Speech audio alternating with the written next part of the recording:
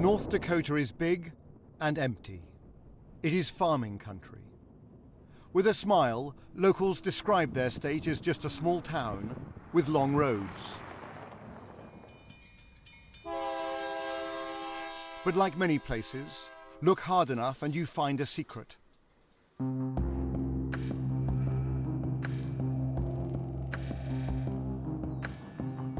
In this case, a multi-billion-dollar secret. Grand Forks Air Base in the prairies is home to the unmanned aircraft that track America's enemies half a world away.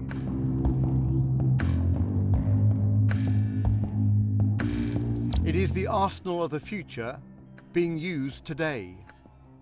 Weaponized drones fire missiles at terrorist suspects who never even see death coming.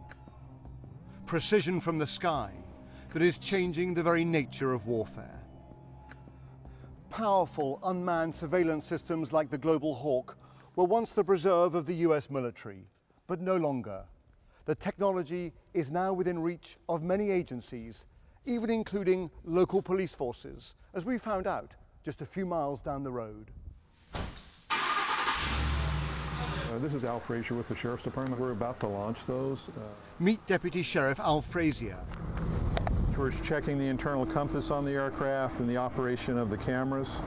For whom drone flights are part of his job. Okay, running up. He has permission from the local airport's control tower to fly his eye in the sky. Sheriff Frazier has access to 4 drones, vastly cheaper to operate than manned aircraft. He calls them his force multiplier. In a search situation, 1 drone equals 7 officers? 2 deputies operating this, depending upon the particular incident, would be worth 7, 8, 9 deputies on the ground. In fact, in North Dakota, America's first ever drone-assisted arrest was made when a predator was diverted to help the local police. They are pioneering in other ways as well. A committee sits to decide any tricky ethical issues relating to drone deployments. It is made up of ordinary people like farmers and members of the clergy. I put the man in charge, a university chemistry teacher, on the spot. So using a drone to find speeding drivers? Not acceptable. Using it to find drivers who jump red lights? Not acceptable. Using it to cover a school where there might be an active shooter? That would be acceptable. Using it to find a child who might be missing? Acceptable. Colgan 993 traffic, 10 o'clock, 5 miles opposite direction, Learjet 3000. The police drones are operated with the help of the University of North Dakota, an unlikely leader in unmanned aerial systems, as they call them. Did the EOIR work? The college here offers the world's first undergraduate drone degree, training a future generation of pilots, those who will have a career in flying without ever leaving the ground. North Dakota was selected as the first government-approved drone testing site, a kind of open-air laboratory. Al Palmer, one of the key pioneers of drone development in North Dakota, told us of the extraordinary potential ahead. I believe there's going to be a revolution in unmanned aircraft systems, very similar to what the jet engine did for manned aircraft. Well, where are we in the drone kind of trajectory? Are we kind of at the very beginning? You know, I liken it to 1925 in the airplanes. The airplane was an excellent weapon system in World War I, but after the war, it didn't start to blossom and expand until we started to commercialize.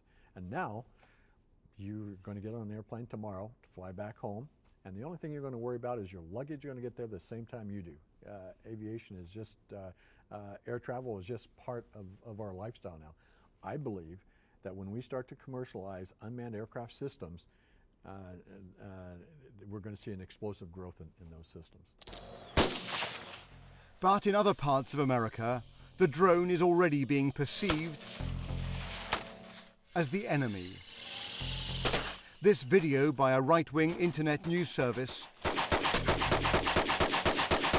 shows anti-drone activists taking aim at aerial vehicles, apparently rehearsing for a war against what they see as the future weapon of big government. I'm Matt Rosendale, and this is how I'd look from a government drone.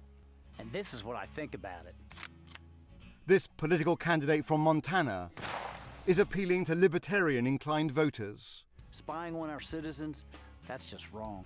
I'm Matt Rosendale, and I approve this message because I'm ready to stand tall for freedom.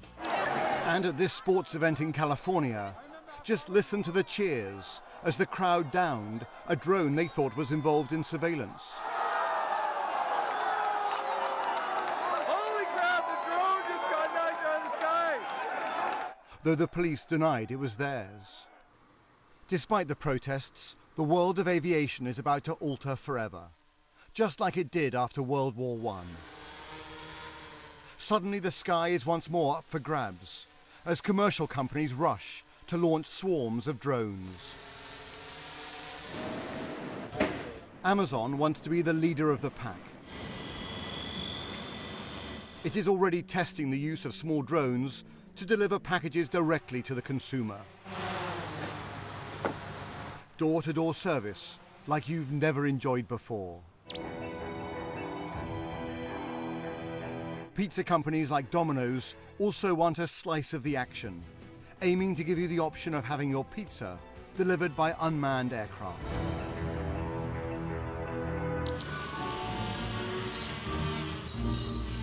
And if you're feeling thirsty and just happen to be ice fishing, no problem.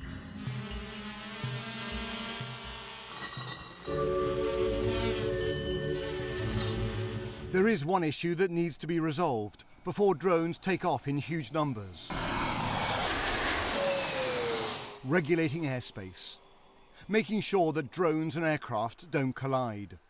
And it's not just a question of ever more clouded skies and of how to keep aircraft and drones apart, it's also a matter of privacy and of law. Who actually owns the airspace right above us? Regulators say they do. And in America, drones are still not allowed to fly for commercial gain, to the huge frustration of the industry.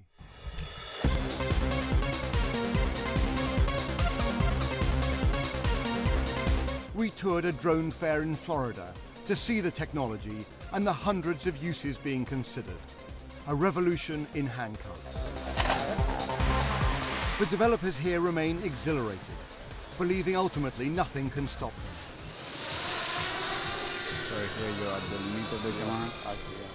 They seek to persuade me that I'm not playing with toys, you want to go forward, but rather glimpsing the future. The existing military application of this technology is both impressive and frightening. But it is the civilian uses that are about to take off. This is a drone inspecting pipelines in Alaska, switching sensors to operate in darkness or to locate a leak. A drone is capable of being a powerful ally, just as much as a threat. What the drone has already achieved is to ignite a fundamental debate about the very nature of our privacy. But the question is, will it become a breakthrough technology like the mobile phone that we seemingly cannot live without? Or rather, will it become a surveillance platform from which we can never truly escape?